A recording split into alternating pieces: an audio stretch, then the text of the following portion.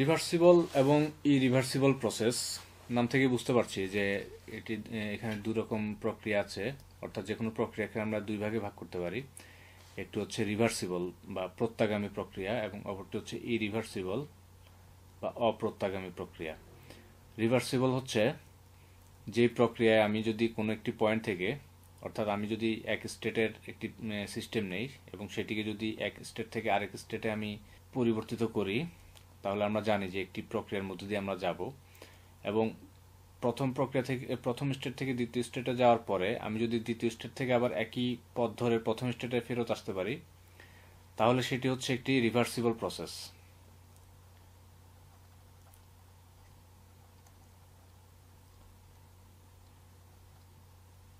অর্থাৎ আমি একটি প্রক্রিয়ায় সামনের দিকে গেলাম এবং সেই প্রক্রিয়ার ঠিক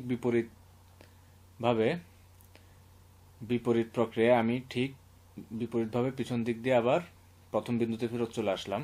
যদি এমনটি করা যায় সেটি হচ্ছে রিভার্সিবল প্রসেস, আর যদি করা না যায় সেটি হচ্ছে ইরিভার্সিবল প্রসেস। এখন এটি ব্যাখ্যার জন্য আমি দুটি সিলিন্ডার নিতে পারি পিস্টনযুক্ত। আমি যদি এখানে একটি সিলিন্ডার নেই,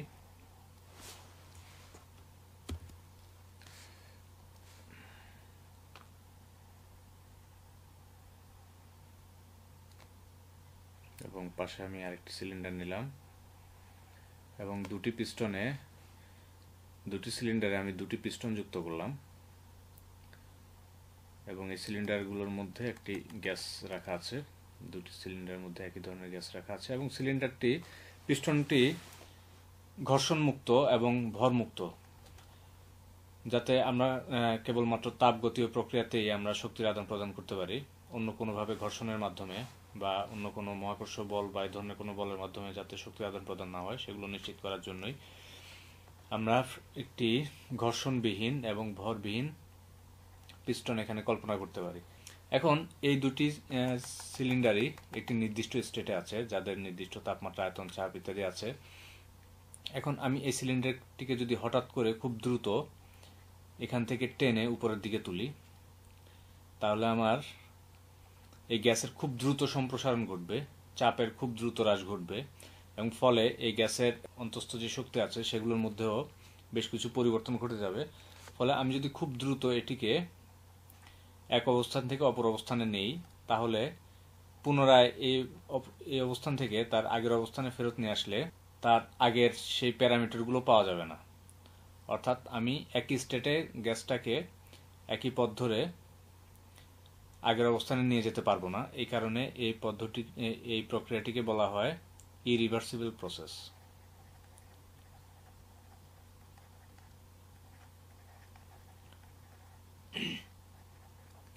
এবং এখানে আরেকটি বিষয় লক্ষণীয়, আমি যখন সিলিন্ডারটিকে টেনে উপরে তুলব, যেহেতু খুব তাৎক্ষণিকভাবে আমি এটি করছি, এই সিলিন্ডার সংলগ্ন অংশের গ্যাসের উপরে এই হঠাৎ সম্প্রসারণের যে প্রভাব ঘটবে, এই নিচের গ্যাসগুলোর সাথে তার সেই প্রভাব থাকবে না। ফলে দেখা যাবে যে উপরের গ্যাসের উপরের অংশের যেই বৈশিষ্ট্য বা যেই প্রপার্টি, নিচের অংশের গ্যাসের সেই বৈশিষ্ট্য থাকবে না। যেমন উপরের অংশ হঠাৎ করে খুব দ্রুত তাপমাত্রা কমে যাবে, যেহেতু গ্যাস সম্প্রসারিত হচ্ছে, তারপর তার চাপ দ্রুত কমে যাবে, কিন্তু এই প্রভাবটি নিচের গ্যাসগুলোর ক্ষেত্রে এসে পৌঁছাতে সময় লাগবে। ফলে আমরা যেহেতু একটি সিস্টেমের বিভিন্ন অংশে প্যারামিটারগুলো বিভিন্ন পাচ্ছি, ফলে আমরা দেখতে পাচ্ছি যে এই সিস্টেমটির আমি যখন প্রক্রিয়াটি সম্পন্ন করছি তখন সেটি নন ইকুইলিব্রিয়াম অবস্থার মধ্যে দিয়ে যাচ্ছে। নন ইকুইলিব্রিয়াম,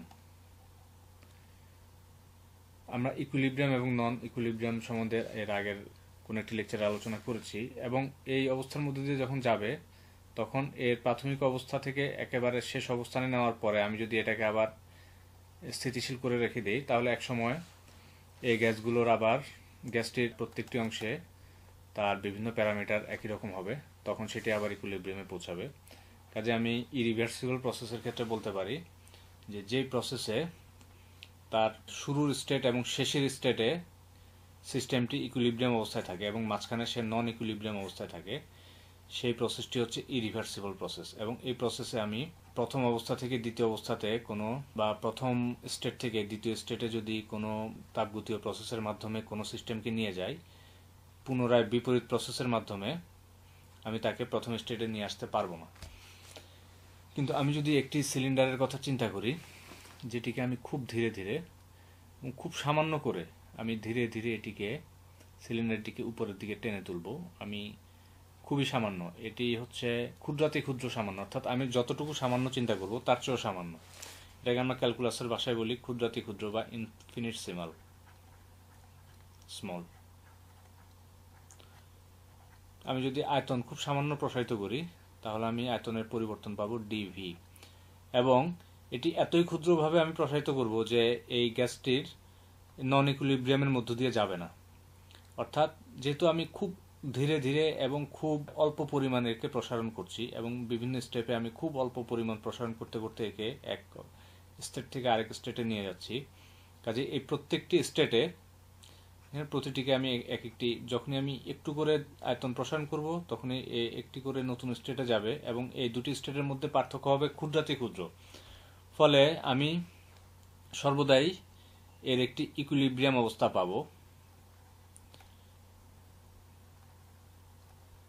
এবং যেহেতু তার আগের স্টেট থেকে পরের স্টেটের মধ্যে পার্থক্য খুবই সামান্য, আমি ধরতে পারি যে এই দুটি স্টেটের মধ্যে তেমন কোনো পার্থক্য নেই, এবং ফলে আমি তাকে সহজেই তার পর অবস্থান থেকে আগের অবস্থানে মাত্র একটি স্টেপে আমি নিয়ে আসতে পারবো। ফলে আমি এটিকে বলতে পারি রিভার্সিবল প্রসেস।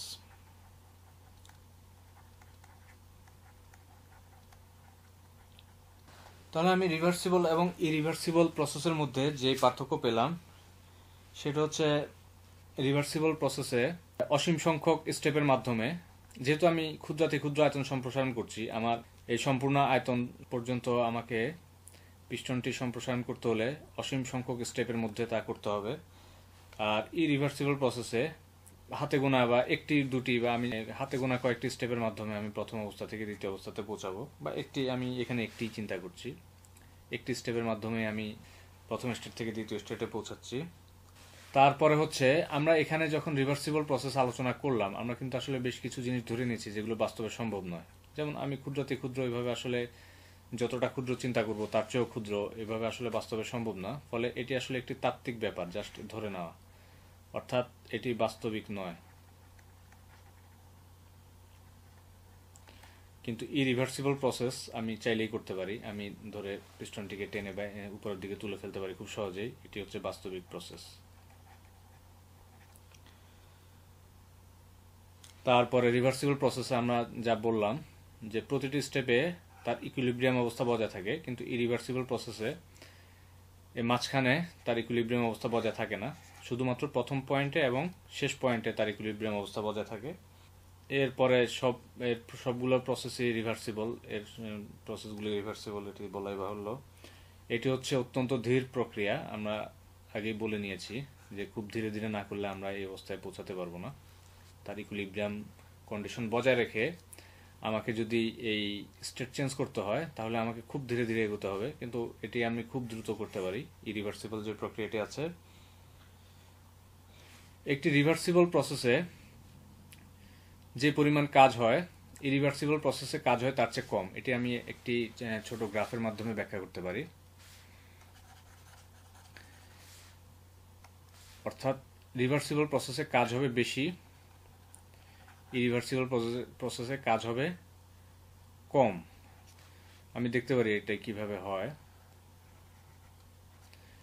তাপগতীয় ক্ষেত্রে আমরা কাজের সংজ্ঞা নিরূপণ করি চাপ এবং আয়তনের গুণফল দ্বারা। এটি কিভাবে আসে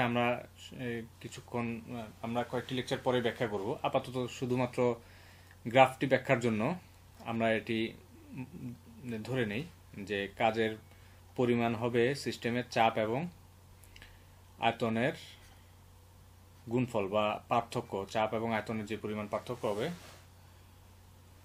সেখান থেকে আমরা তাদের গুণের মাধ্যমে চাপ এবং আয়তনের পার্থক্যের গুণফল থেকে আমরা কাজ পাবো। এখন আমি ধরে নেই যে একটি সিস্টেম শুরুতে একটি স্টেটে আছে যেখানে এদিকে হচ্ছে চাপ এবং এদিকে হচ্ছে আয়তন। তাহলে আমি শুরুতে ধরে নেই P1 এবং চাপ হচ্ছে P1 এবং আয়তন হচ্ছে V1। এখন আমি যদি এটিকে হঠাৎ করে প্রসারিত করি, তাহলে আমার চাপ হঠাৎ করে কমে যাবে এবং চাপ হঠাৎ করে কমে এই পর্যায়ে চলে আসবে। আচ্ছা, আমি শুরুতে আমি কাজ দেখে নেই। শুরুতে আমার কাজ হচ্ছে এইটুকু, বা শুরুতে আমার শক্তির পরিমাণ হচ্ছে P1V1। কিন্তু আমি যদি হঠাৎ করে এর চাপটি হ্রাস করি, তাহলে তার হঠাৎ করে আয়তন বৃদ্ধি পাবে এবং আমি ধরি আয়তন এখানে আসছে, ফলে আমি তার পরিবর্তিত শক্তি পাচ্ছি এইটুকু, এবং এই দুটির পার্থক্য হিসেবে আমি পাচ্ছি